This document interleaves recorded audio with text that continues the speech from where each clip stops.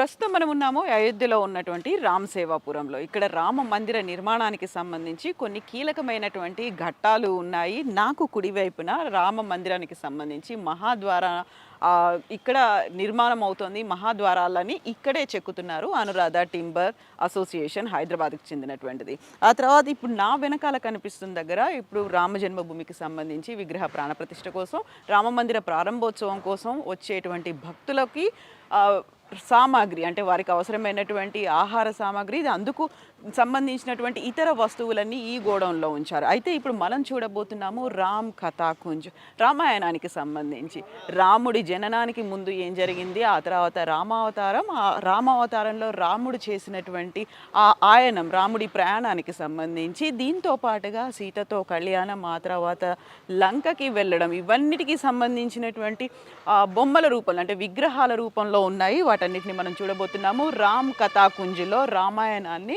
విగ్రహాల రూపంలో వివరిస్తున్నారు. ఓవరాల్గా రాముడికి సంబంధించినటువంటి చరిత్ర అంతా ఇందులో ఉంది. నాతో రండి ఒకసారి చూద్దాం.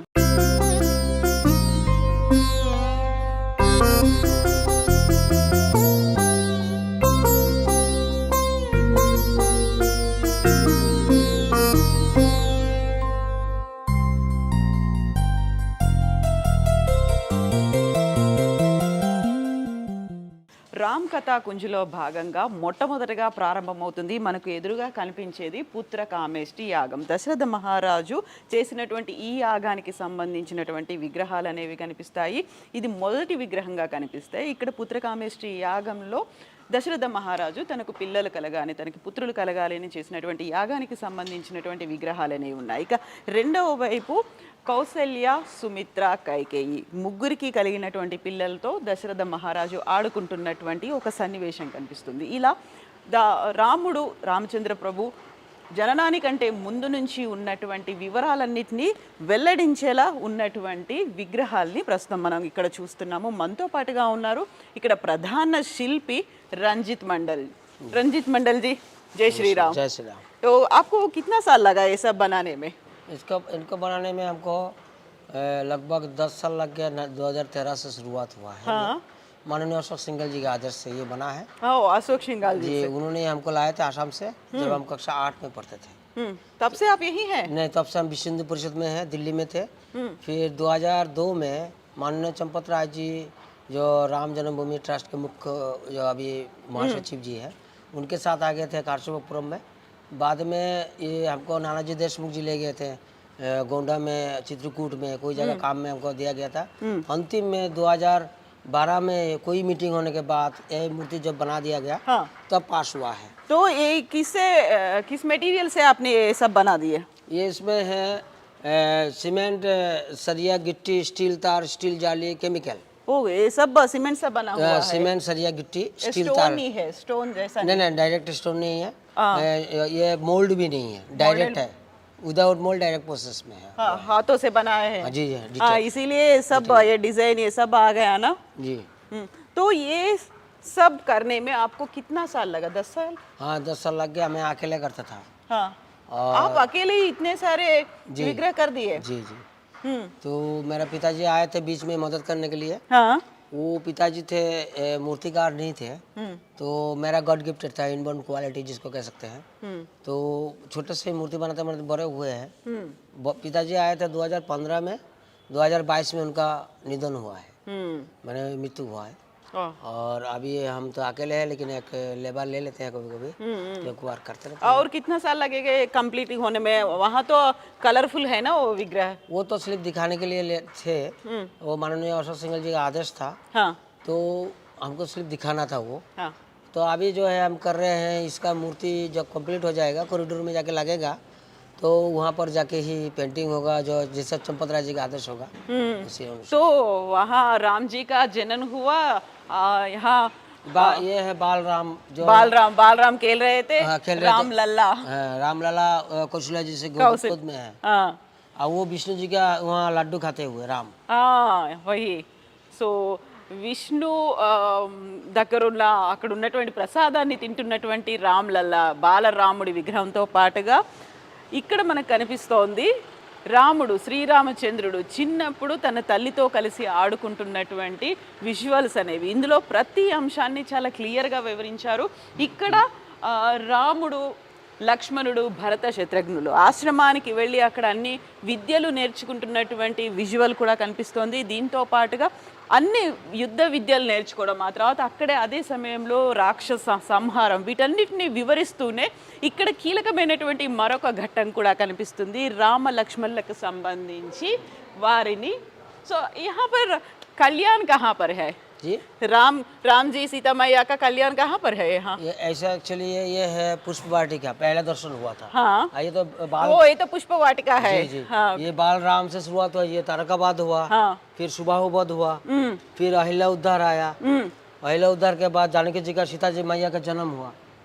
ये सीता मैया का जन्म हो बनाया नहीं, अभी बनाना बाकी है मेरा। ये मिथिला में हुआ। जी जी जी। हाँ ये उनके हाल बोते समय गाय से हाँ तब ये उनका पतीला मिला था, हाँ और जिसमें से ये सीता जी का निकले थे।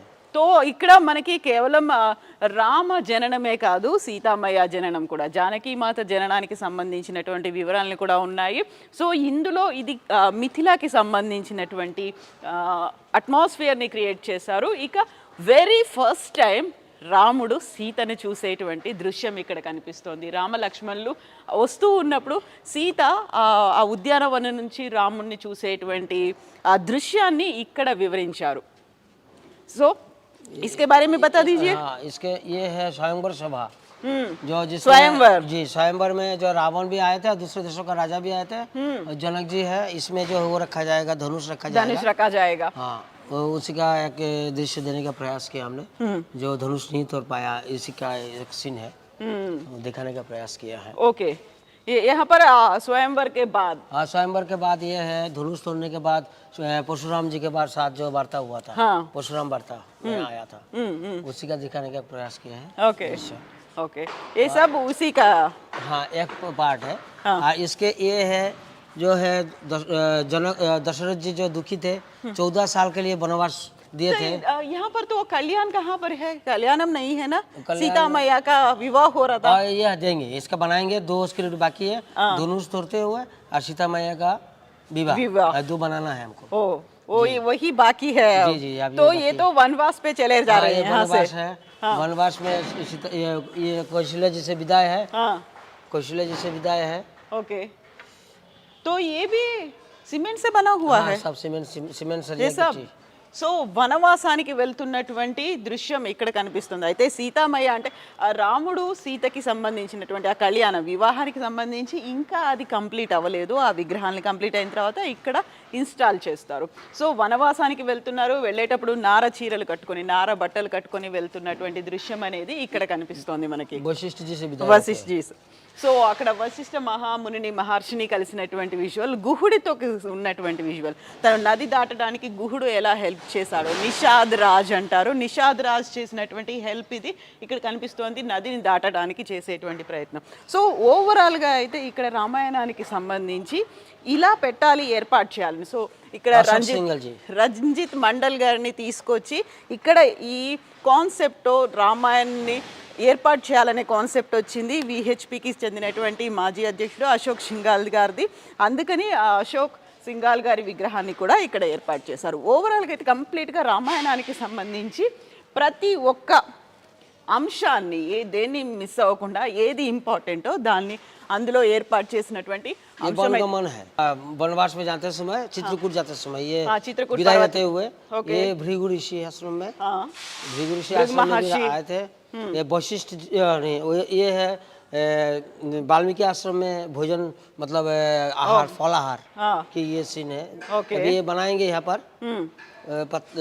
थाली बनाएंगे, फलाहार भी बनेगा जी। सो ये तो ये बाकी है जी। ये है आपका चित्रकूट बनेगा, इसमें जो हिरन उरन बनेगा, पंछी बनेगा, ये सब बनाएंगे इसका। सुवर्ण हिरन वो बनेगा। यहाँ दशरथ महाराज जी का निधन निधन है। हाँ, సో ఇక్కడ ఎవ్రీథింగ్ అనేది ఉంది. అక్కడ వనవాసానికి వెళ్ళిన తర్వాత అదే పుత్ర శోకంతో మరణించినటువంటి దశరథ మహారాజుకు సంబంధించి ప్రతి ఒక్క అంశాన్ని చాలా హృదయంగా ఉండేలా చిత్రీకరించారు. ఇక్కడ ఓవరాల్గా అయితే మనకి రామాయణానికి సంబంధించి ఎవ్రీథింగ్ ఉంది. సో ఈ విగ్రహాలని కితనే సారే మూర్తియా హై యహాं पर? मूर्तियाँ तो अभी प्रसंग के हिसाब से बनाया गया है। एक एक प्रसंग में 8-10 प्रसंग 8-7 ऐसे मूर्तियाँ बनते हैं, जिसमें से हमारा अभी तक टोटल मिला के 54 प्रसंग की तैयारी में है। अभी हमको कम से कम 90 से 100 तक जाना है। हाँ, आगे और भी 100 मूर्तियाँ चाहिए। 100 मूर्ति नहीं, 100 प्रसंग। ओके, प्रसंग चाहिए। सो टॉपिक्स है ना? ऐसा वो जैसे एक एक स्क्रिप्ट में हाँ, एक 7-8 मूर्तियाँ रहता है। ओके ओके उसी का एक प्रसंग मानते हैं हमको। ओके, तो ऐसा 100 चाहिए हाँ, आपका 100 प्रसंग? चाहिए तो 54 हो गया है लगभग। ఓకే, సో ఒక్కొక్క అంశానికి సంబంధించి విగ్రహాల తయారీకి ఇంకా 54 విగ్రహాలు అనేవి మిగిలిన్నాయి. ఇవన్నీ అరణ్యవాసంలో ఉన్నటువంటి విగ్రహాలు. సో यहाँ पर तो वो नहीं बना क्या, रावणासुर राम जी सीता मैया को लेके जा रहे थे, वो आगे बन रहा है अभी। वो अभी बन रहा है। जी जी, इसमें अनुसुईया है, ये अनुसुईया चित्रकूट का है, हाँ, शूर्पणखा का है। तो इसके बाद लवकुश का जनन भी होगा नहीं इसमें? नहीं, लवकुश का नहीं कब दिखाया तक जाएगा। रहेगा? दिवाली ये के दिन अयोध्या में राज्यभिषेक, हाँ, राज्यभिषेक तक मेरा कंप्लीट, मैं प्रयास करूंगा जल्दी हो जाए। ఓకే రంజిత్ మండల్ జీ, జై శ్రీరామ్, జై సియారామ్. జై శ్రీరామ్. సో ఓవరాల్గా అయితే రామ జననం నుంచి రాముడి ప్రయాణం అంతా, తను చేసినటువంటి జర్నీ అంతా ఇందులో కనిపించబోతోంది. రావణాసురుడి వధ తర్వాత పుష్పక విమానంలో తిరిగి అయోధ్యకు చేరుకునేంత వరకు ఈ రామాయణ గాథ అనేది ఉండబోతుంది. ఇది రామాయణ్ కుంజ్కు సంబంధించి అయోధ్యలో కర్సేవాపురంలో ఉన్నటువంటి అందమైన అద్భుతమైన మూర్తులు. శ్రీరామ